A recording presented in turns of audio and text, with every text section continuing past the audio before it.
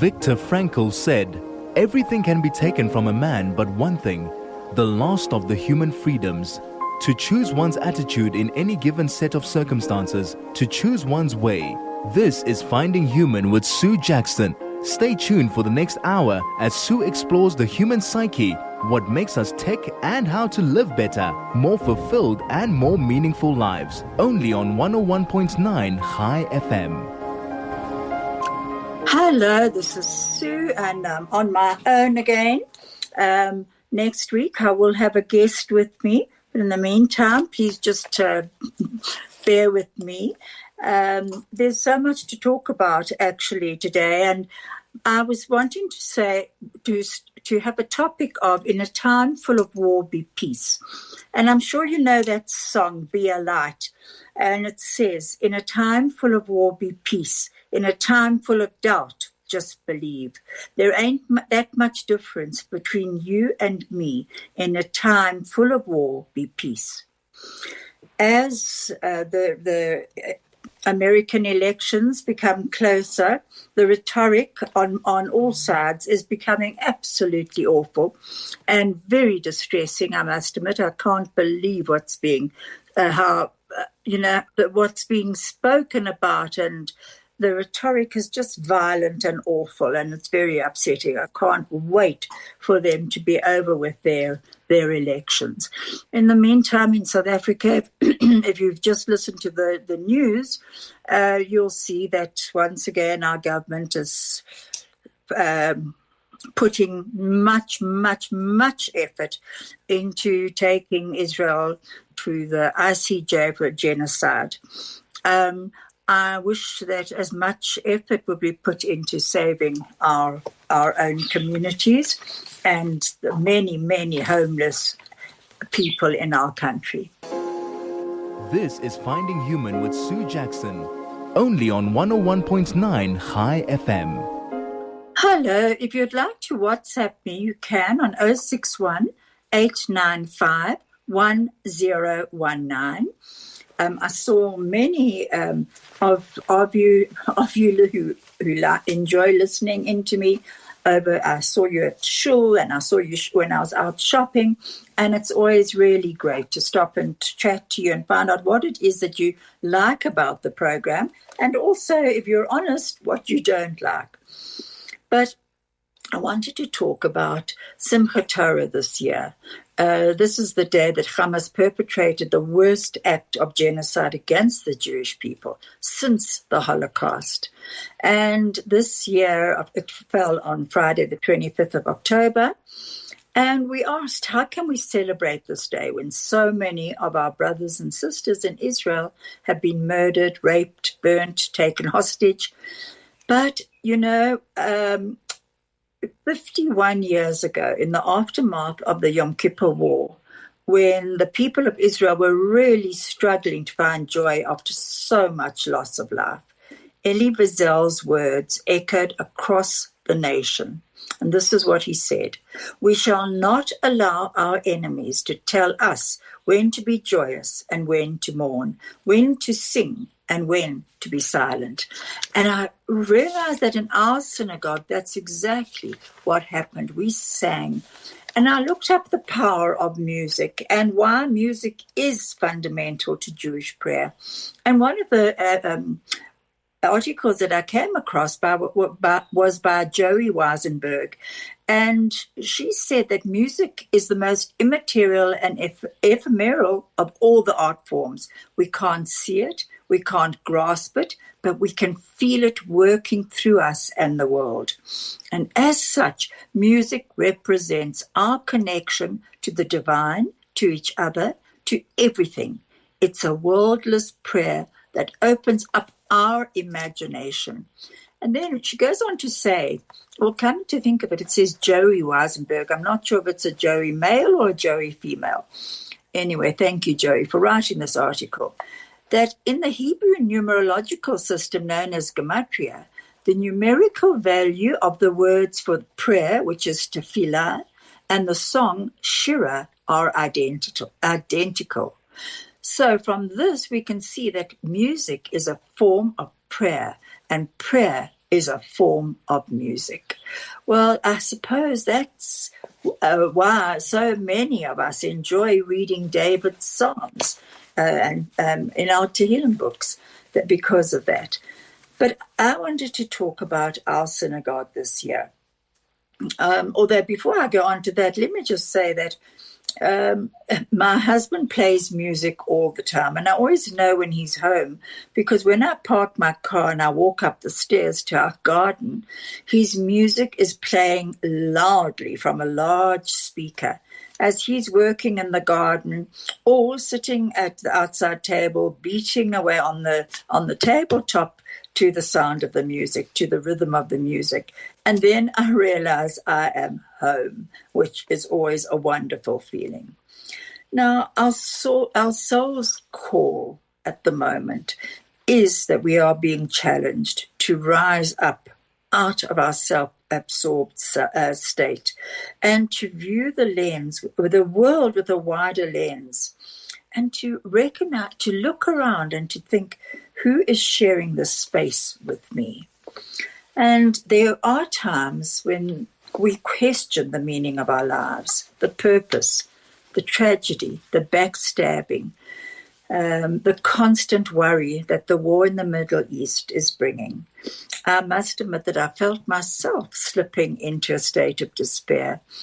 And as so often happens, help came from a very unexpected source. And I have a very beloved friend who sent me a service of a relative's funeral service. And she offered it to me if I wanted to watch it. Well, I watched the service with the reverence that it deserved. And as each person got up to say a few words, I marveled at a life well lived. And I realized that it was not a life without pain, without sorrow and loss. And yet, eulogy after eulogy spoke of love, laughter, and compassion. A few days later, after listening to this beautiful, beautiful sermon, this service, I did not really feel like going to shore, but I remembered all those who were lost to illness, war, suicide this past year. And I realized that we, the living, are obligated to live a meaningful life, to find our purpose, to live a life of purpose. Our synagogue was packed. And as the memorial service, the Yizkor service, was about to begin, the rabbi mentioned that those whose parents were still alive could leave the service till Yizkor was over. This is normal in our synagogues. I looked around after people had left, and I was absolutely astonished at the number of people who remained for the service. Many were faces that I recognized and I knew well, but just as many were new to our shul. And the feeling of shared connection, of sorrow, was palpable. It was truly a privilege to be a part of this collective. As the service ended and the doors opened and those who had left re-entered, our male choir began to sing, a haunting melody at first, and then songs of praise, of joy. And the congregation, who a moment before literally had felt the pain of those family members who had passed away, those massacred on last year's Simchat Torah, the many losses of our soldiers in the IDF, I felt, and I know the people with me felt life entering our very souls, offering comfort to the bereaved and hope to us all. Thank you, Craig. This is Finding Human with Sue Jackson, only on 101.9 High FM. We're now going to be listening to a couple of very short audio clips by Lord Jonathan Sacks. Do a search and replace operation on the text of your mind. And wherever you encounter the word self, substitute the word other. So instead of self-help, other help. Instead of self-esteem, other esteem. And if you do that, you will begin to feel the power of what, for me, is one of the most moving sentences in all of religious literature. Though I walk through the valley of the shadow of death, I will fear no evil, for you are with me. We can face any future without fear, so long as we know we will not face it alone. Because the only people who will save us from ourselves is we, the people, all of us together. And when we do that, and when we move from the politics of me to the politics of all of us together, we rediscover those beautiful, counterintuitive truths that a nation is strong when it cares for the weak, that it becomes rich when it cares for the poor, it becomes invulnerable when it cares about the vulnerable. That is what makes great nations. This is Finding Human with Sue Jackson, only on 101.9 High FM. Hello, this is Sue again, and I'm back with you. That was Rabbi Jonathan Sacks, and he was talking about we, the people.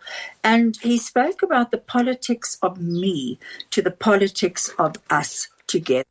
And I think that is just so important to realize we are certainly not in this world alone. And there was a letter to the Rebbe that I read on one of my sites that I go into called The Narrow Bridge.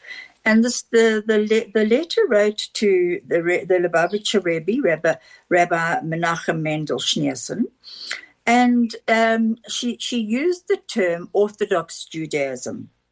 And in the Rebbe's response, he wrote, I must point out to you that splitting Judaism into Orthodox, Conservative, and Reform is purely artificial division, for all Jews share one and the same Torah, given by the one and same God, while there are more observant Jews and less observant ones.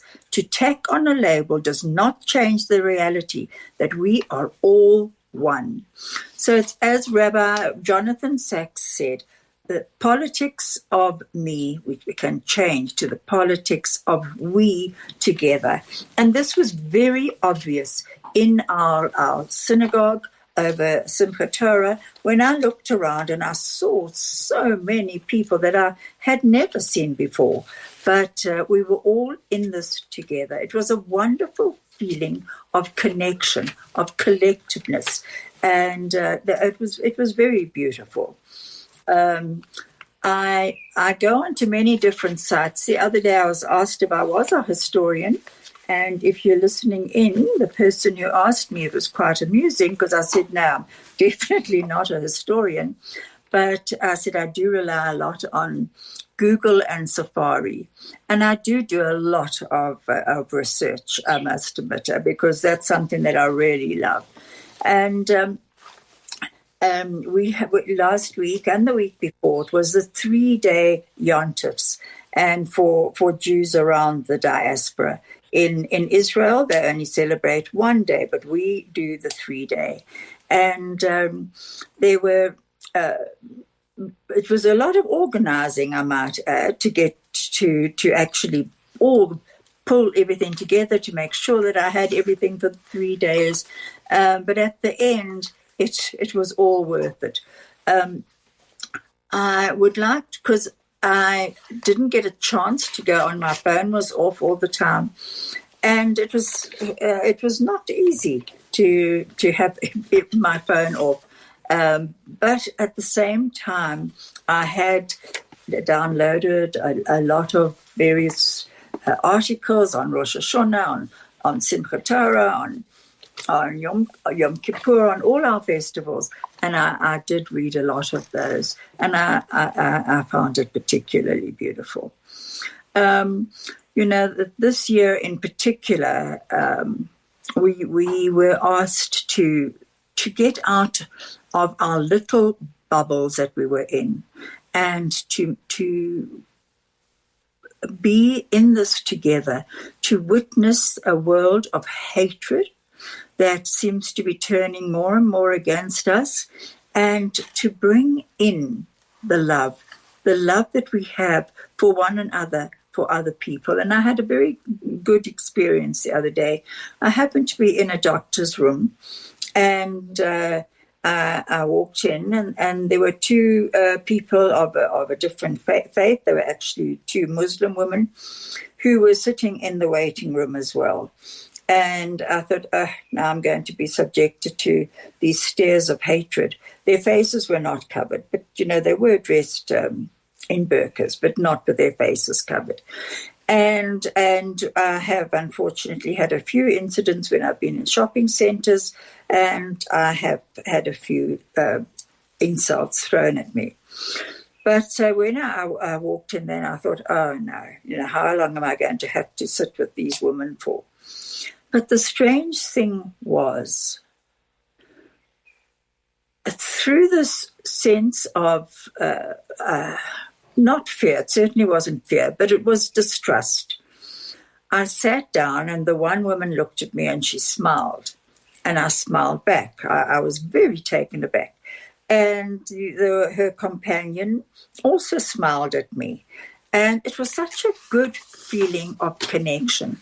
And I realized that actually I could have been the one to reach out and connect, not to think to myself, I don't put the other into a bracket and say I should fear her, or I should distrust her or dislike her. I think that is something that we are learning, that we need to learn right now, is that there are people who are there for us, and we need to understand that. Christians from 54 nations actually went to Israel now for what we call what we call Sukkot, but it's known by the biblical term that they call it the Feast of the Tabernacles. And I thought this was quite amazing that they did go, because even though they were battling war and fear of what could be happening, airline cancellations, let's face it, that those have been very inconvenient, still Christians from all over the world came and they toured Israeli communities. They went to all the ravaged areas around Israel from October the 7th genocide and terrorist attack. And they heard from an Israeli Defense Forces soldier, and they even went to the Nova Festival, and Herzog spoke to them at the Tower of David Museum, President Isaac Herzog, and he said, in this time of so much grief, your gathering here says clearly and loudly, there is an answer to hatred. There is an answer to brutality. There is an answer to evil. And like so many Christian communities throughout the world, you have stood with the Jewish people in our hour of darkness. And he said that despite the war, more than 500 Christians from 50 nations came to stand with the Jewish people and to say to them, you are not alone.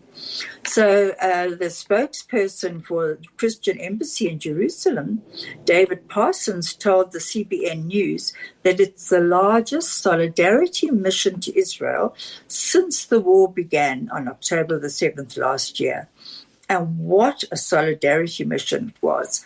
Next week, I'm hoping to have Mari Sukkers on my program, or actually I think it's the following week, and we will discuss the Christian solidarity towards Israel. Especially right now, it's just such a wonderful thought that they came and they stood up for us. And this year's largest delegation came from Germany. And one of Gottfried Buller, I think his name is, who works in Germany, said that 65 people attended, and he was asked, why are we coming? And he said, We want to show solidarity in these critical days for Israel, for the Jewish people and for the state of Israel. And he noted that while many of them feared coming to Jerusalem, to Israel, they are Christians who trust in the Bible, and they were bold enough to come. He said, Germany, we have our history with the Jewish people 80 years ago. And these people, they are taking responsibility, these people who came. They don't want the history coming back. And Vivian Marburg of the ICEJ South Africa contends that the anti-Israel, just let me turn this over, the anti-Israel stance of her government doesn't represent all the people. She said there are many, many people in South Africa praying for Israel. There are many supporting Israel on many levels. And Israel lovers in South Africa are following the biblical injunction to celebrate the Feast of Tabernacles in Jerusalem and to stand with Israel. And she said that she was very touched by how many people in various lands had come to Jerusalem. And she said, we reach out to the people. We've brought gifts for the people and letters just to encourage them. And they are so encouraged. So isn't that lovely? She says, we are standing with you. We will continue to pray for you, to pray for your hostages to come home, to pray for the protection of your soldiers in Gaza, in the northern border. And we know that God is watching over you. I found that very moving, especially with the fact that our government is spending so much energy on taking Israel to the ICJ for genocide. Now, Wordsworth actually said in his poem Tintern Abbey, he said, the best portion of a good person's life is their little nameless, unremembered acts of kindness and love. This is being seen, I'm sure many of you listening in are also on as many Israel sites as I'm on, so that you often see things that can actually really distress you and other things that can lift you up. And on the one site that I go onto, which is the beauty of Jerusalem, there was a lovely article about a father of a fallen soldier. The father's name was Raphael Arvad, and his son was Shai Arvad. And his son had been killed. He had fallen in the war. And the father, Raphael, walked into a store and he saw that the store was full of IDF soldiers all buying odd things like cold drinks or snacks or whatever. And he announced that he was paying for whatever any of the soldiers wanted. Well, you can imagine, I mean, I saw the little video of this and the soldiers looked at him. You could see there was a bit of confusion. But when they heard who he was and who he had lost, they came over to give him hugs and to comfort him. It was a very, very moving scene. And the article goes on just to say our shared pain has bonded our nation and filled us with so much love for one another. And I thought that was so beautiful. Can you imagine walking into a store, and I've seen this again and again, walking into a store and someone saying, we're going to pay for everything that you've got there. And then the person getting the hugs. And I mean, I just found that so moving. There are many times that we have cried this year, but there are also many times when we have kept our head up and what's kept our head up has been the unity of our people and the people outside of ourselves, of other nations, of other places who have come together to support us. You know, Mark Twain, thank you, Peter, I think you sent this to me, Peter Bailey from Israel. about Mark Twain and what he thought of the Jews. And this was in September 1897, and it was quoted in the National Jewish Post and Observer in June the 6th, 1984. And he says, Mark Twain says, if the statistics are right, the Jews constitute but 1/4 of 1% of the human race. It suggests a puff of stardust lost in the blaze of the Milky Way. Properly, the Jew ought hardly to be heard of, but he is heard of, has always been heard of. He's as prominent on the planet as any other people, and his importance is extravagantly out of proportion to the smallness of his bulk. His contributions to the world's list of great names in literature, science, art, music, finance, medicine, and learning are also very out of proportion to the weakness of his numbers. He has made a marvelous fight in this world in all ages, and has done it with his hands tied behind him. He could be vain of himself and be excused for it. The Egyptians, the Babylonians, and the Persians rose, filled the planet with sound and splendor, and then faded to dream stuff and passed away. The Greeks and the Romans followed and made a vast noise, and they were gone. Other people have sprung up and held their torch high for a time, but it burnt out, and they sit in twilight now and have vanished. But the Jew saw them all, survived them all, and is now what he always was, exhibiting no decadence, no infirmities of age, no weakening of his parts, no slowing of his energies, no dulling of his alert but aggressive mind. All things are mortal, but the Jews, all other forces past, yet he remains. What is the secret of his immortality?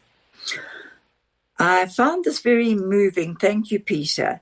But I also realized that this is where so much of the negativity towards Jews and towards Israel comes from. You know, when the 7th of October occurred, we thought, oh my gosh, we're definitely going to be get the sympathy of the world. Sorry, Craig is just sending me a message. We thought we'd get the sympathy of the world. Well, it didn't last for long. By the 8th of October, it was over. But I'm also going to be speaking about the 8th of October and us, the Jews, in that time. This is Finding Human with Sue Jackson, only on 101.9 High FM. Hello, you're about to hear a an audio clip. Also, I think I've sent it as from Rabbi Jonathan Sachs. I'm not in the office, so I can't actually even check with Craig. I'm working from home. Thank you, Craig. Let us be very clear about the state of Israel. From the very beginning, from the beginning of the Zionist, serious stages of the Zionist movement, Jews longed for a peaceful coexistence with neighboring states. Prince Saud, who was the leading Arab politician at the time of the Balfour Declaration, whose 100th anniversary we observed last year, spoke about how they would welcome Jews back to their home and how they would benefit the entire region. That was almost the last positive statement about Israel made by any Arab leader whatsoever. David Ben-Gurion called for peace the day he declared the state on the 5th of Iyar in 1948, 70 years ago. Golda Meir and the Israeli government made a major effort of peace immediately after the Six-Day War. And the Arab Summit, as you know, unanimously on the 1st of September 1967 said the famous 3 no's. No to peace, no to negotiation, no to recognition. Israel had its plan for peace rebuffed time and time again. There were efforts, whether it was the unilateral withdrawal from Lebanon in 2000 or from Gaza in 2004, whether it was Ehud Barak's extraordinary offer in the last days of the Clinton administration. And I had the opportunity of asking Bill Clinton himself one-on-one what actually happened. And he said to me, Ehud Barak offered Yasser Arafat more than I thought he would and more than I thought he should. And yet, there was no move to peace. And there's been no move to peace since. And Hamas and Hezbollah, both of them funded by Iran, are dedicated not to peace with the State of Israel, not to war with the State of Israel, but the destruction of the State of Israel. Just this week, the leader of Hamas said, we are returning to the whole of Palestine. This is Finding Human with Sue Jackson, only on 101.9 High FM. Hello, I'm back again. And you were just listening to Rabbi Jonathan Sachs and Rabbi Lord Jonathan Sachs, and may his memory always be a blessing. If only he was around today, we could gain so much from him, but at least his words have been recorded and we can listen to them.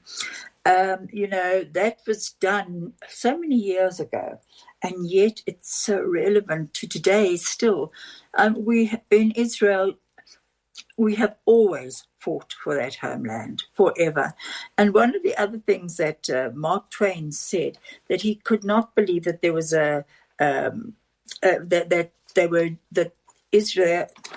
the Jews were a nation of soldiers. He said that they certainly didn't help much with different wars in America and Europe and what have you, and yet he then wrote an article, "The Jew as Soldier," and it's a postscript which is quite interesting, and I hope that some of our IDF are listening to it, that families of the IDF are listening to it. We do have listeners from all over the world. So this is really, I found very fascinating, considering he initially said they were certainly not soldiers. So when he did this postscript, "The Jew as Soldier," it said, "When I published the above article in Harper's Monthly, I was ignorant, like the rest of the Christian world, of the fact that the Jew had a record as a soldier. I have since seen the official statistics, and I found that he furnished soldiers and high officers to the Revolution, the War of 1812, and the Mexican War. In the Civil War, he was represented in the armies and the navies of both the North and the South by 10% of his numerical strength, the same percentage that was furnished by the Christian populations of the two sections. This large fact means more than it seems to mean, for it means that the Jews' patriotism was not merely level with the Christians, but overpassed it. When the Christian volunteer arrived in camp, he got a welcome and applause, but as a rule, the Jew got a snub. His company was not desired, and he was made to feel it. That he nevertheless conquered his wounded pride and sacrificed both that and his blood for his flag raises the average and quality of his patriotism above others. His record for capacity, for fidelity, and for gallant soldiership in the field is as good as anyone's. This is true of the Jewish private soldiers and of the many, many Jewish generals alike, which, goes on to show that we so often are undermined or pushed aside and whatever different things are said about us. But here you are, that this is the postscript from Mark Twain. So I actually found that quite amusing. Now, I was going to talk about the 8th of October, and let me just say that the rabbi, our rabbi, Levi Upson at Lingsfield Shul, was talking about the tragedy of the 7th of October and how we literally had sympathy from the world, maybe just for one day, and the next day, the 8th, Hezbollah attacked, and since then, everything from the world has most of the world has gone down about Israel. And yet the Jews themselves in the diaspora have rallied. And it's been quite amazing, the rebirth of people back to their Judaism. This is Finding Human with Sue Jackson, only on 101.9 High FM. We've got a short YouTube now, and then the time is going very quickly. Thank you, Craig. I believe that we can look upon this as a wake-up call, because I think that in the last 40 years, our lives have undergone a very significant change. Technology has made life comfortable and pleasurable, right? And it has taken many hardships out of life. I mean, when I was a kid, right, in the 1930s, life was not easy, right? But now life has become in so many ways so easy that we don't have the means for dealing with hardship, right?